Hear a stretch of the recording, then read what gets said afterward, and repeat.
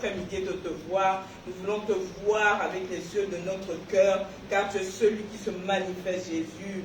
Fais de telle sorte, Papa, que notre chair se taise et que ce soit toi qui parles. Nous te sommes reconnaissants pour ce temps, nous te sommes reconnaissants pour cette parole qui va nous faire du bien, cette parole qui a pour but de nous redresser, de nous aider à marcher, à évoluer, à avancer, comme toi tu as avancé, comme toi tu as marché. Nous te sommes reconnaissants pour tout. Daigne que, Papa, tout esprit qui ne glorifie pas ton nom se taise maintenant et à jamais, et que ce soit le Saint-Esprit qui contrôle toutes choses en ces lieux. Nous t'avons ainsi prié dans le nom puissant de notre Seigneur Jésus-Christ. Amen. Amen. Amen. Est-ce que comme d'habitude, nous pouvons d'abord acclamer le roi des rois? Amen. Amen. Amen. Amen. Amen. Nous prions un grand Dieu, un Dieu glorieux, un Dieu généreux. Amen. Cet après-midi, nous allons parler du Dieu des opprimés. Amen. En tant que femmes de la nouvelle génération, nous devons comprendre la grâce que nous avons de rencontrer Dieu. Je disais une fois avec ma mère, en fait, on parlait, ma mère qui dit, vous savez, le fait de rencontrer Dieu, nous les chrétiens, en fait, c'est souvent les enseignements qu'on reçoit, on ne connaît pas notre identité. On ne sait vraiment pas ce qu'on représente. Parce que quand on va vraiment réaliser la grâce que nous avons, nous allons, je pense que, même en cas de difficulté, nous allons apprendre à aborder les choses autrement. Amen. Amen. Amen. Cet après-midi, nous allons parler des dieux des opprimés. Nous prions un Dieu qui est là, c'est un Dieu des opprimés, c'est un Dieu des personnes rejetées, un Dieu des personnes dénigrées. Donc, ce n'est pas parce qu'on prie que si on rencontre une situation, cela ne veut pas dire que Dieu n'est pas là. Nous allons comprendre pourquoi est-ce que nous avons un Dieu des opprimés, un Dieu des personnes délaissées. Amen. Amen. Un Dieu glorieux. C'est un Dieu en fait qui se sert de toutes les situations pour manifester sa gloire. Nous allons prendre la Bible dans le livre de 1 Samuel.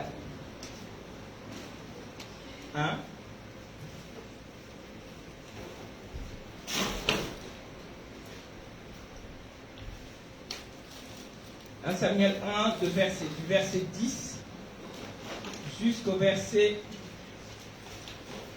18. 1 Samuel 1, du verset 10 jusqu'au verset 18. Disons. 1 Samuel 1, du verset 10 au verset 18. Oui. Verset 10. Et l'amertume dans l'âme, elle pria l'Éternel et versa des pleurs.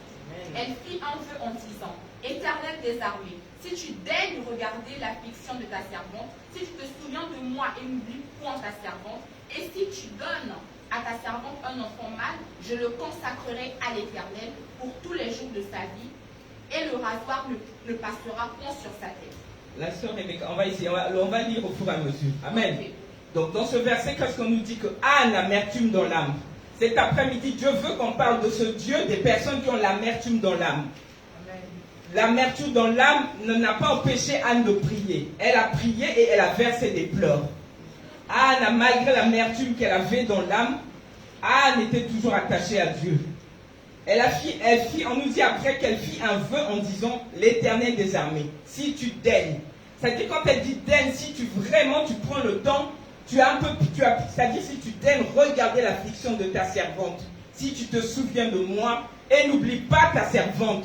Et si tu donnes à ta servante un enfant mâle, je le consacrerai à l'Éternel pour tous les jours de sa vie, et le rasoir ne passera point sur sa tête. Amen. En méditant cette parole, Dieu m'a fait comprendre en fait pourquoi est-ce que Dieu, quand on a certaines situations, Dieu souvent nous laisse arriver jusqu'au fond du trou. Pourquoi il nous laisse arriver jusqu'au fond du trou? Parce que Dieu, avec l'expérience, on a compris une chose. Vous savez, quand on est dans une situation, quand on arrive au fond du trou, c'est-à-dire que c'est une situation qui nous blesse, qui nous laisse des cicatrices. En fait, le même Dieu qui nous laisse arriver jusqu'au fond, c'est de la même manière que le Dieu va nous remonter. Ce Dieu-là va nous remonter. Amen. Pourquoi est-ce que Dieu le fait? Parce qu'en fait, on a remarqué une chose, c'est que dans l'amertume, dans la souffrance, on cherche Dieu autrement. On va se rappeler d'une chose, le peuple d'Israël, quand ils étaient dans le désert, souvent ils cherchaient Dieu quand ils étaient confrontés à une situation. Donc Dieu utilise souvent les situations. Pourquoi? Parce qu'en fait, quand on est confronté à des situations difficiles, on cherche Dieu autrement. Et quand on se rappelle en fait l'intervention divine, souvent on se dit, L'intervention de Dieu n'est pas tardive, on le dit souvent. Mais Dieu m'a une fois de plus fait comprendre cette nuit en méditant sur cette parole que c'est un Dieu qui intervient au moment opportun, au moment important. C'est-à-dire que le temps de Dieu, comme on le dit souvent, c'est pas notre temps. Le moment opportun, en fait, c'est lui qui connaît ce moment-là. Souvent, nous, quand on est dans les difficultés, on oublie, on baisse souvent les bras. Je vais vous donner une image. Vous savez, quand on est dans un terrain de foot, ou parlons par exemple d'un sport que l'on pratique souvent, la course. Au début, la ligne de départ, on est plusieurs sur la ligne de départ. On est plusieurs pendant la course. Et c'est ce qui arrive avec le Seigneur aussi. On remarque qu'au début, on est plusieurs. Et pendant la course, en fait, ceux qui arrivent au bout, ce sont les personnes décidées. Les personnes qui ont de l'endurance. On parle de l'endurance, pourquoi? En fait, c'est des personnes qui étaient décidées. Je vais souvent insister sur cette image-là. Des personnes décidées, des personnes qui sont là, en fait, la personne qui vient jouer, qui vient faire la course, cette personne sait où est-ce qu'elle va aller. Ce sont des personnes souvent motivées. Vous savez, pendant la course, je reprends quand on court, il y a quoi? Qu'est-ce qu'on est habité par quoi? Il y a la fatigue qui arrive, il y a la soif. Et souvent, pendant la course, il y a beaucoup de gens. Remarquez quand il y a les marathons. Une image simple. Pendant le marathon, beaucoup de personnes dévient, n'arrivent même pas au bout. Pourquoi? Parce qu'ils sont fatigués, ils ont la soif. Il y a beaucoup de raisons qui font que les personnes dévient. Souvent, les personnes sortent du champ de course. Mais une personne qui sait, comme je le dis souvent, elle est assidue. La personne qui est venue, moi je viens jouer, c'est mon objectif. Cette personne-là ne se laisse pas perturber. Et il s'avère que ces derniers temps, on a remarqué une chose, ce sont les temps de la faim. C'est-à-dire qu'il y a beaucoup de pharisiens. On est entouré de beaucoup de pharisiens. Les gens qui ont une mission, parfois on les voit venir à l'église, mais ce sont des personnes qui viennent avec une mission. Une mission souvent de décourager les personnes qui sont là. Donc c'est pour la raison pour laquelle quand je sais que moi je suis dans le terrain, j'ai ma course, j'ai mon objectif. Ayons cette âme de vainqueur, de gagnant. Les femmes de Péniel, nous devons être ces femmes-là. L'objectif de ces réunions, en fait, c'est celle-là. Nous sommes les femmes de la nouvelle génération. Donc le but c'est de marcher avec Christ, de faire la différence que nos mamans, nos sœurs n'ont pas pu faire. Nous devons comprendre que nous sommes, comme on dit, nous depuis le jour où nous avons déclaré accepter Jésus-Christ, avons déclaré une guerre. Nous sommes en guerre, nous devons être en compétition, nous devons être des femmes éveillées. Des femmes, donc c'est pour ça, ne nous laissons pas sévir, ne nous laissons pas avoir par la fatigue que les autres ont. Nous avons un objectif à suivre, nous devons suivre cet objectif. J'ai pris l'exemple de la course pour vous dire que oui, c'est vrai que pendant la course arrive, on est fatigué, nous venons de plusieurs temps. Mais voyons notre objectif. En cas de fatigue, regarde, moi j'ai un objectif. Je veux arriver au but. Je ne suis pas venu m'amuser, non, on ne perd pas notre temps. Donc pendant qu'on court, on sait qu'il y a la soif, il y a la fatigue, il y a le soleil. Mais on prie un grand Dieu, on voit l'objectif. Nous, on veut arriver au bout. C'est ça en fait, on n'est pas venu, on ne veut pas faire comme les autres. On ne vient pas à l'église pour perdre notre temps plus tard pour être perdu, non. On est là, moi j'ai mon bâton, je vais garder ce bois, là, comme on dit, jusqu'au bout. Je vais courir avec, peu importe les circonstances. Même si vous savez, des fois, il y a les agents, mais même si j'ai mon concurrent, parfois qui peut vous donner des petits coups de pied, ne vous laissez pas perturber par ça. On est fixé, on continue. On nous donne des coups de pied, comment? Parfois tu es décidé d'aller à l'église, il y a une situation qui t'arrive, mais toi tu sais, on ne s'occupe pas de ça. Je vais à l'église, ou tu peux même avoir une soeur qui te dit, moi je ne vais pas aller à l'église. Tout ça c'est pour te décourager, mais moi je sais pourquoi je vais à l'église. Donc c'est un peu ça. Nous étions plusieurs au début, au départ. Et souvent, ce sont les plus endurants. Ce sont les personnes qui sont décidées, qui savent pourquoi est-ce qu'ils servent. Ils vont jouer, ce sont ces personnes-là qui vont. Ce sont aussi les personnes régulières, les personnes qui ont été aux entraînements qui vont. Ce sont aussi les personnes qui ont confiance, qui savent pourquoi est-ce qu'ils se sont levés. Et ce sont des gens qui ont un but. Pendant que je parle de ça, nous allons continuer, nous allons parler de Anne. Anne, on nous dit qu'elle avait l'amertume dans l'âme. Et Dieu, cet après-midi, nous dit, en fait, j'ai compris qu'on cherche Dieu autrement quand on est dans l'amertume. C'est pour ça, en fait, Dieu utilise souvent les personnes qui n'ont pas de valeur. En fait, il les emmène à Dieu, je viens de comprendre. Pourquoi? Des personnes souvent délaissées. Dieu utilise souvent les critiques. Souvent, Dieu utilise ça. La souffrance, la faim. Pourquoi? Parce qu'en fait, quand on apprend à servir Dieu dans ces conditions-là, quand on sait que Dieu m'a pris dans ces conditions, Dieu m'a élevé, Dieu m'a donné un bout de pain, c'est-à-dire que le jour où Dieu nous bénit, c'est comme Anne. J'ai repris son histoire. Pourquoi? Voyons où est-ce qu'elle a commencé. Elle était dans la souffrance, dans l'amertume. C'est-à-dire que quand Dieu va la bénir plus tard, elle ne va pas oublier. Donc, alors que l'amertume, la souffrance, les moqueries ne doivent pas être une occasion pour nous de baisser les bras. Au contraire, bien aimés, je suis en train de parler parce qu'on est des mamans, nous traversons beaucoup de situations. Gérer les enfants, il y a beaucoup de situations, évidemment, mais c'est une occasion pour nous de nous attacher. Ça peut arriver qu'on a une situation, tu vas à l'église, on peut se dire que celle-là, elle va à l'église, mais regarde sa situation, ce qui lui arrive. Non, au contraire, bénis Dieu. C'est un Dieu qu'on doit bénir. Nous prions un Dieu des personnes opprimées. Le titre, c'est ça, les personnes opprimées, les personnes dans la souffrance. Au contraire, moi je me dis, quand tu es là, bénis Dieu, tu te dis que non, c'est que je vais un jour voir le bout du tunnel. Anne, c'était ça. Malgré les critiques, je vais souvent insister sur cet exemple-là, tout en parlant d'autres choses, mais j'étais obligé de dire, elle fit un vœu. C'est-à-dire que malgré son amertume, elle savait, c'est-à-dire l'amertume, les situations difficiles ne vont pas m'empêcher de servir Dieu. Il lui dit, en fait, quand tu dis, si tu daignes, c'est une parole qu'elle prononce, on sent que c'est dans la douleur qu'elle prononce cette parole-là. Elle prononce cette parole dans la douleur. Je vais vous prendre un exemple. Souvent, je vais vous dire que pour qu'on prie un Dieu, surtout le Dieu de Pénètre, comme disait papa, c'est un Dieu des pères. En fait, c'est un réparateur de brèches. Un réparateur de brèches, pourquoi? Dieu m'a fait, avant de connaître Dieu, j'ai connu une situation difficile. Vous savez, 10 ans de souffrance, c'était arrivé à un moment où je ne croyais même plus à un avenir un jour. C'est-à-dire qu'en parlant, je vais encourager une femme qui est en train de pleurer. De la même manière que tes années de pleurs, Dieu, le jour où le Dieu va t'élever, c'est-à-dire la quantité d'eau de pleurs que tu as versé, le sourire, il va te donner autant de quantité de sourire. Il y a une seule condition, c'est que tu t'assures à être sur le bon chemin. Sois sûr d'être sur le bon terrain. Parce que si tu n'es pas sur le bon terrain, tu es en train de passer ton temps. Assure-toi simplement que je suis sur un bon terrain de jeu. Je suis sur un bon terrain de Dieu et j'ai un coach, un envoyé spécial, un envoyé de Dieu. Un homme, et c'est le seul secret, ne voit pas le temps. Parce qu'en fait, Dieu m'a fait comprendre une chose. C'est qu'au début, si Dieu en fait te sert tout de suite, tu ne vas pas. En fait, quand tu auras le pain, tu risques de l'oublier. Mais Dieu nous fait arriver à une situation où, vous savez, quand on touche le fond du trou, on a des cicatrices, les plaies. Mais une fois que les plaies se cicatrisent, même quand tu manges le pain, je revois les cicatrices que j'ai. Je porte les marques de Christ. Et c'est dans ces conditions-là qu'on sert Dieu, où on voit, c'est-à-dire que c'est une situation qui te pousse à respecter Dieu, à aimer un Dieu, à avoir de l'endurance plus tard. C'est pour ça qu'on dit, même si tu es élevé, tu vas respecter Dieu. Tu vas avoir le respect, j'insiste vraiment sur ça, parce que souvent, les femmes baissent les bras, non par rapport à ça. Dieu fait exprès. Et je me suis dit, c'est vrai, si je n'avais pas ces cicatrices-là, j'allais vite oublier. Mais quand Dieu m'a fait atteindre le fond du trou, vous savez, il y a des souffrances parfois qui te changent. C'est-à-dire une personne qui ne sait même plus comment faire la toilette. Tu oublies même ce que tu es. En fait, c'est un enseignement de Dieu. Accepte cette situation. Amen. Nous avons des femmes même qui, à force de souffrir, tu oublies, tu es même déformé par la souffrance. Attache-toi simplement à Dieu. Dis-toi que la seule chose, c'est que assure-toi d'être sur le bon chemin. Ne te déconnecte pas de Dieu. Au contraire, nous, ce qui nous font ça, ce sont les critiques. Laisse-les te critiquer. Laisse-les te pointer du dos. On va te donner tous les noms. Au contraire, c'est le Dieu des personnes qu'on opprime. C'est le Dieu des personnes qu'on pointe du doigt. Accepte tous les noms. Sois vraiment comme Anne.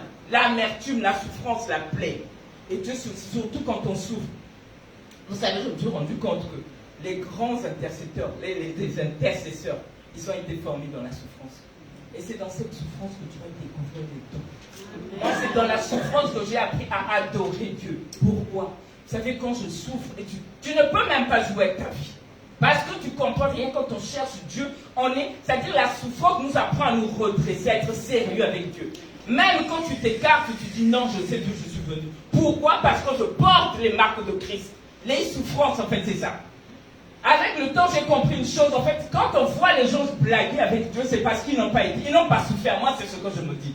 Parce que quand tu sais, tu te rappelles, je sais que Dieu m'a pris, mais vraiment au fond du trou. Souvent, ce sont des personnes qui souvent se relèvent. Mais quand tu sais que je suis arrivé jusqu'au bout, la plaie de la cicatrice, à chaque fois, va te rappeler. C'est-à-dire que malgré le temps, c'est ce qui fait, c'est nous qui sommes ici. Malgré le temps, quand je sais que c'est Dieu, je ne joue pas. C'est Dieu, c'est le temps de Dieu et je privilégie ce temps de Dieu. Ça, je privilégie le temps de Dieu. Le temps de souffrance, le temps de l'amertume nous aide à avoir cette endurance. Ce temps de l'amertume, en fait, Dieu nous prépare à être endurant plus tard. Dieu nous prépare aussi à le respecter. avoir une parole. C'est comme Anne. Dans la souffrance, ce qu'elle avait dit à Dieu, et c'est ce qu'elle va faire aussi. Elle a promis donner à Dieu, on va continuer la lecture. Elle a promis donner à Dieu son enfant, son fils unique, un enfant qu'elle a eu dans la souffrance, et elle a compris. Pourquoi? Parce qu'elle sait. Quand on porte les mains, quand on sait qu'on a souffert, on ne blague, on ne joue pas avec Dieu. On connaît Dieu. Et c'est pour ça, c'est ce qui fait aussi que plus tard, on sait en fait de quoi on parle. Au début, moi, quand je voyais les gens parler de Dieu dans la rue, je me disais, mais ils ont un problème, j'ai compris. C'est quand on sait de Dieu qu'après, en fait, après, on est habité même du... On se dit, les gens vont te traiter de fou. Non, mais ce n'est pas de la folie. Mais c'est un amour, mais qui déborde. Parce qu'on est reconnaissant. On est reconnaissant. Pourquoi? Parce que Dieu t'a fait arriver quelque part. De la même manière, les gens qui sont confrontés, parfois c'est une maladie, Dieu te fait arriver. On va prendre l'exemple de Job. Dans Job 3, on va continuer après, Job 3. Les souffrances qu'avait connues Job. Job arrivait jusqu'à maudire le jour de sa naissance. Pour vous dire à quel degré de souffrance Job est arrivé. Job 3. Du verset 24 jusqu'au verset 26.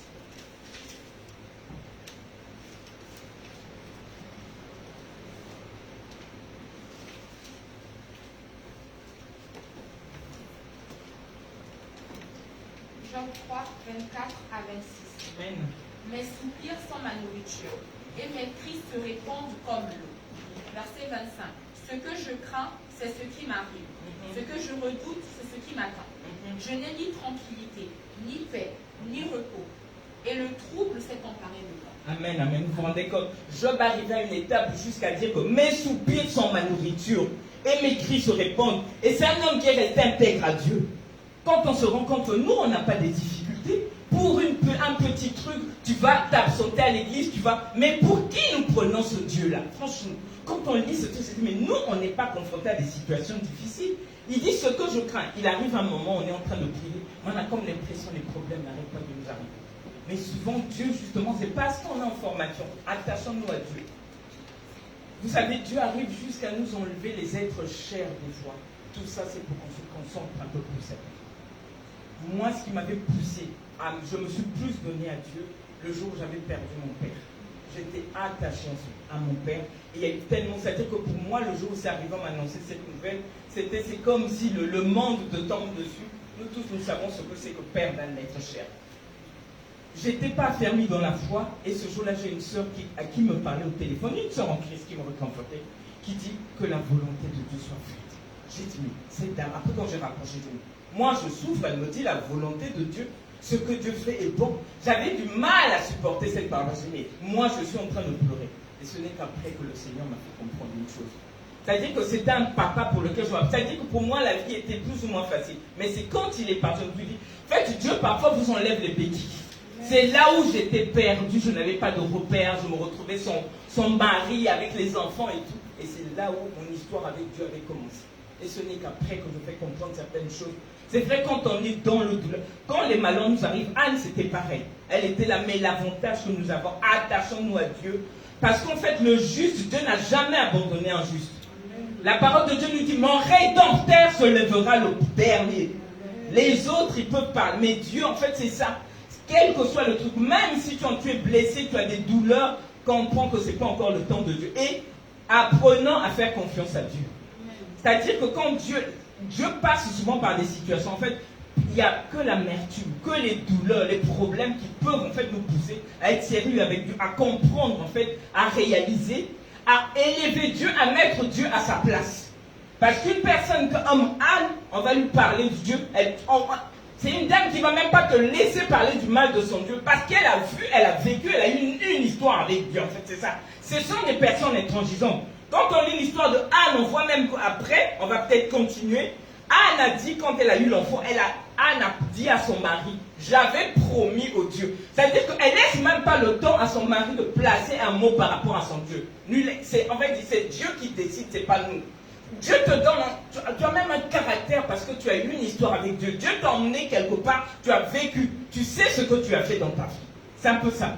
Donc quand je me dis, non, Dieu nous fait arriver à ces étapes-là souvent, c'est par rapport à ça. On va continuer, la sœur Elka, à lire dans 1 Samuel, on va lire la suite, mais on va juste lire quelques versets. 1 1 Samuel 1, on était au verset 12. Verset 12, attends, on va continuer. Continuons à lire. Pas directement au verset 15. Verset 15. Oui. Anne répondit, non, mon Seigneur, je suis une femme qui souffre en son cœur, et je n'ai bu ni vin, ni boisson, et ni franc, mais je répandais mon âme devant l'Éternel. Verset 16. Ouais. Ne prends pas ta servante pour une femme pervertie, car c'est l'excès de ma douleur et de mon chagrin qui m'a fait parler jusqu'à présent. Amen. Vous vous rendez compte? La douleur te fait, on te prend même pour une personne ivre. Des fois, il y a des personnes qu'on voit dans la rue qui parlent. C'est à la douleur, elle est tellement forte, en fait, c'est ça. C'est quand tu connais, tu as souffert que tu vas comprendre un peu la douleur des autres. Quand je lisais, je méditais, je vous vous rendez compte d'arriver jusqu'à cette étape-là. Et oui, ça, Anne, c'est une personne qui va servir Dieu, qui va se lever, qui va se dire, malgré cela, donc arriver jusqu'à cette étape, qu'on te prenne pour une personne ivre. C'est-à-dire que des fois, je me suis rendu compte, parfois on a tellement pleuré, parlé qu'on ne parle plus. Ce sont seulement les lèvres qui se remuent. Ce sont les œuvres. Donc cet après-midi, je veux encourager une femme. C'est-à-dire que je veux dire à une femme qui souffre, peu importe la situation, la cause de ce malheur-là, une chose est sûre, c'est qu'apprenons à pleurer devant Christ. Laissons Christ essuyer nos larmes, en fait, c'est ça, nos larmes. Ne va pas pleurer, le but d'une chrétienne, c'est ne pas pleurer devant n'importe qui. Pleurons devant Christ. Comme Anne avait compris une chose, je vais pleurer à l'église. Parce que je sais que je vais pleurer devant Dieu. Parce que quand Dieu va essuyer tes larmes, c'est Dieu qui voit ta douleur. Et c'est Dieu qui saura plus tard comment te récompenser. C'est Dieu qui voit tout. Donc remettons nos vies entre Dieu. Entre les mains de Dieu. Voyez? Donc l'excès de ma douleur, il n'y a pas de... Et en fait, la parole de Dieu nous dit, Dieu sait jusqu'à le degré de nous. C'est vrai que parfois on a l'impression on va mourir. Non? Dieu sait calculer. Et il nous dit que cette dose-là, j'insiste sur ça parce que souvent c'est une cause. Les souffrances, les douleurs, les problèmes, ce sont des causes. C'est ce qui fait souvent fuir les gens à l'église. Ou souvent qui font que l'on doute de Dieu. La seule chose, c'est que quand on est là, c'est ce que je dis. Assurons-nous qu'on est dans le bon terrain, qu'on écoute la bonne parole et regardons d'où on vient, les témoignages. Rappelons-nous, regarder dans notre rétroviseur ce que Dieu a déjà fait pour nous. Accrochons-nous à lui. Et au contraire, c'est ça en fait. Plus tu souffres, dis-toi que je suis sur le bon chemin. Et Dieu, c'est ça. C'est l'exemple, on va prendre l'exemple, c'est l'exemple de Job. Malgré la souffrance que Dieu lui a fait souffrir, Dieu lui a pris tous ses enfants. En récompense, qu'est-ce que Dieu lui a donné? Lui a donné plus. Quelles que soient les situations, les conditions dans lesquelles nous vivons, attachons-nous à Dieu. Voyez? Donc, quand on continue, et en fait, le fait d'être passé par là nous pousse aussi à être reconnaissants envers Dieu. La reconnaissance en Dieu, c'est très très important.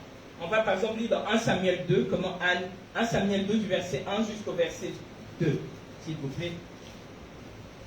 1 Samuel 2, du verset 1 jusqu'au verset 2.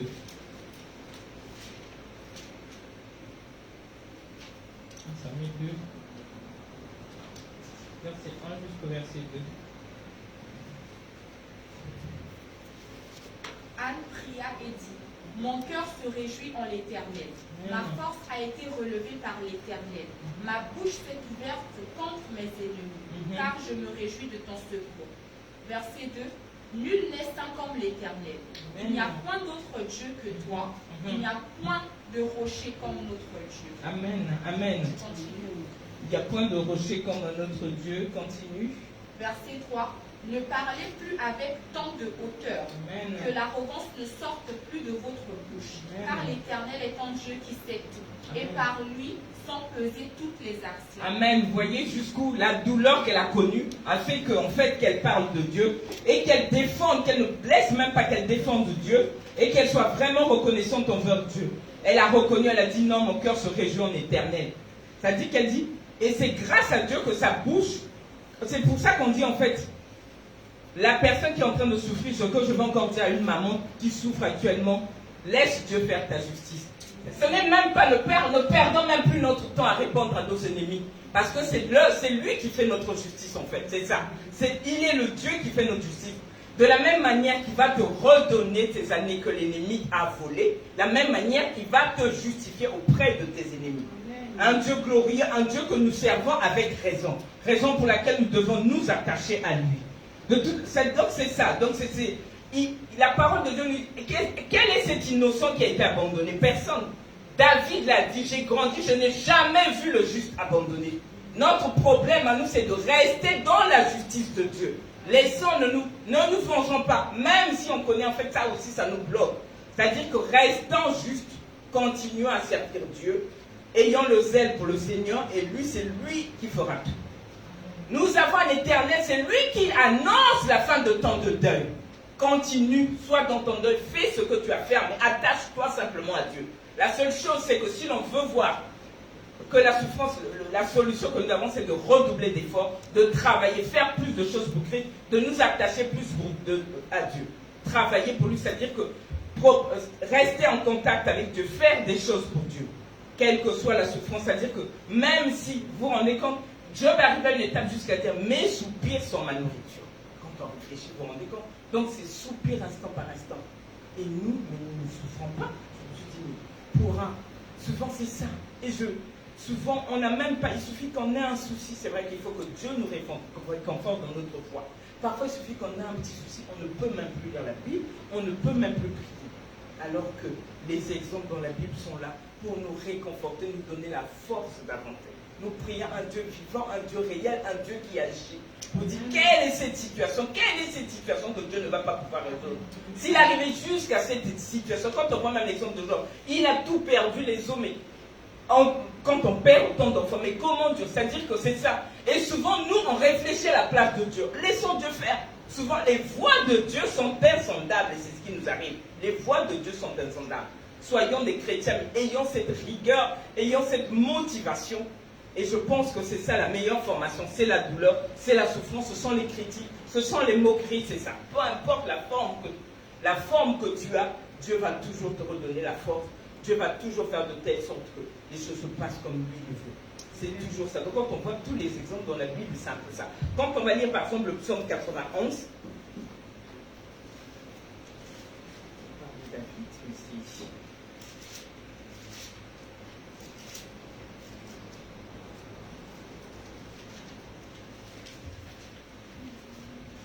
connaissons l'histoire de David, quand on lit David qui dit je dis à l'Éternel, mon refuge et ma forteresse. Donc mon refuge, c'est lui mon refuge, quelles que soient les situations par lesquelles je vais passer. Ma force, je la trouve en l'Éternel. Et en Dieu, je me confie. Soyons sûrs que Dieu soit notre confidence et sur tout ça. Car c'est lui qui nous délivre du filet de l'oiseleur et de la peste de ses ravages. Aucune situation ne peut lui dépasser, peu importe les situations, même malgré le nombre d'années. Et nous avons une grâce, un Dieu qui est là, qui nous tend toujours les bras, malgré nos situations, nos erreurs. Et souvent, c'est ce que je me disais, les problèmes souvent que nous connaissons, on est à l'origine, ce sont nos bêtises. Mais on a quand même un Dieu qui nous tend les bras une fois que l'on reconnaît. Et je me dis, mais qu'est-ce qu'on cherche encore? Qu'est-ce qu'on cherche? On a en fait tout avec Dieu. On a tout avec Dieu. Et Dieu, il nous a montré à travers les exemples, il y a tellement d'exemples dans la Bible qui nous prouvent qu'il n'a jamais abandonné ses enfants. Il n'a jamais. Ayons la patience. Les mamans doivent avoir cette patience. Surtout nous les mamans, on est appelés à faire beaucoup de choses. On est les mamans, on travaille. Nous devons avoir des grands cœurs. Et ces grands cœurs-là passent évidemment par la formation. Ces souffrances, ça nous aide aussi à comprendre, à avoir de l'endurance, à avoir surtout cette patience. Je souffre, souffrons dans la patience. Patience, tout en sachant qu'on ne vit pas que dans la souffrance, il y a le bonheur et tout, tant qu'on est avec Dieu. C'est ça. Et c'est... En fait, c'est une autre souffrance. On souffre d'une manière par rapport aux gens du monde, en fait, c'est ça. On souffre, mais souffrons dans le bonheur, gardons toujours le sourire, n'abandonnons pas Dieu, continuons, nous on sait pourquoi on est là, les enfants de Pénel, c'est ça, les femmes de la nouvelle génération. Levons-nous, parlons de Dieu, faisons comme Anne. Anne a compris, et c'était, en fait c'est ça, c'est elle, nous devons faire la publicité de Dieu, parce qu'on a rencontré un grand Dieu. Mais malgré ce que Dieu fait pour nous, qu'est-ce qu'on fait pour Dieu? Nous, si on est là, c'est qu'il y a des gens qui ont prié pour nous, il y a des gens qui se sont levés pour que nous aussi on rencontre Dieu. Mais nous, depuis que nous avons rencontré Dieu, on parle de Dieu à qui? On défend Dieu. Peut-être pas défendre, mais est-ce qu'on parle de Dieu? C'est ça. Nous aussi, derrière nous, il y a des personnes qui vont être sauvées par rapport à nous. Mais avec notre attitude. Quand il y a une petite situation, on est là, on est tombé. Et surtout, nous, les femmes, on est tellement sensibles. Il suffit d'un petit truc, on est là, on change d'attitude. Non, on est appelés à nous lever. C'est ça. La femme de la nouvelle génération, c'est ça la différence. La femme, c'est une femme qui est appelée à se lever. C'est les souffrances, on ne doit pas nous détourner de notre objectif. C'est les souffrances, on ne doit pas nous pousser à faire du n'importe quoi non plus. Restons dignes, savant que nous sommes les enfants de Dieu. Continuons à marcher dans cette dignité, pleurant, mais avec Jésus-Christ. Pleurant avec Jésus-Christ, laissant Jésus-Christ nous consoler, parce que c'est lui le meilleur consolateur. C'est un Dieu glorieux, un Dieu de gloire. C'est la même histoire aussi pour Ruth, quand on va parler de Ruth, c'est ça. Donc l'intervention de Christ semble tardive pour nous, parce que la parole de Dieu le dit. 1000 ans pour nous, 101 jours pour lui. Donc apprenons à supporter, ayons confiance que c'est un Dieu qui joue au moment opportun. L'opportunité de Dieu, le temps de Dieu, ce n'est pas notre temps. Amen. Telle était l'exhortation de cet après-midi.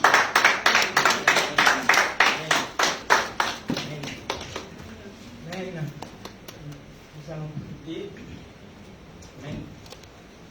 Demander à Dieu de nous donner cette endurance, parce que c'est vrai qu'on parle, mais dans la pratique, des choses qu'on doit apprendre à mettre en pratique. Et c'est la parole de Dieu, comme on dit, c'est une épée à double tranchant, que Dieu nous aide tous à nous relever.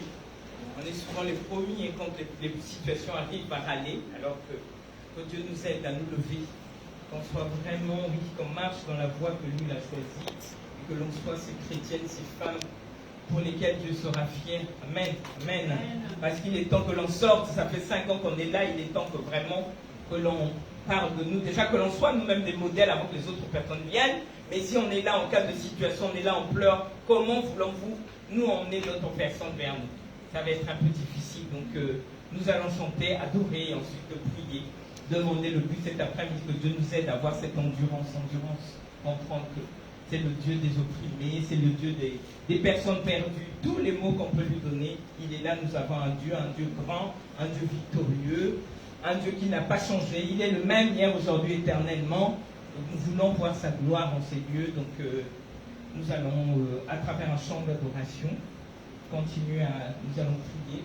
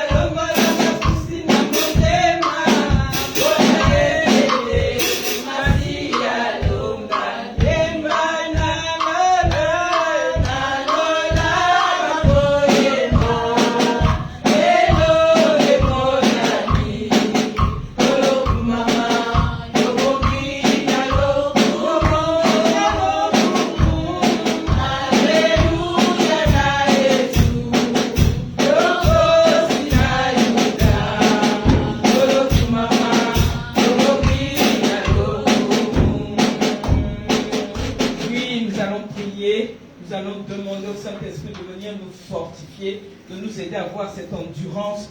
Si le Saint-Esprit nous aide à avoir la confiance en Dieu, quelles que soient les situations que nous allons traverser, parce que nous savons que nous sommes nés de nouveau, il nous a choisis, nous sommes ses enfants, et que c'est un Dieu qui n'abandonne pas ses enfants.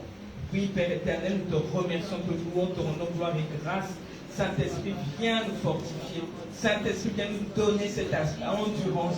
Viens nous aider à supporter les situations que nous traversons. Oui, ces derniers temps, Papa, nous sommes confrontés à plusieurs situations. Nous rencontrons beaucoup de difficultés financières, administratives, beaucoup de choses. Les situations qui font souvent que nous puissions baisser les bras. Ces situations qui nous font parfois douter, Papa, de ta présence, de ta force.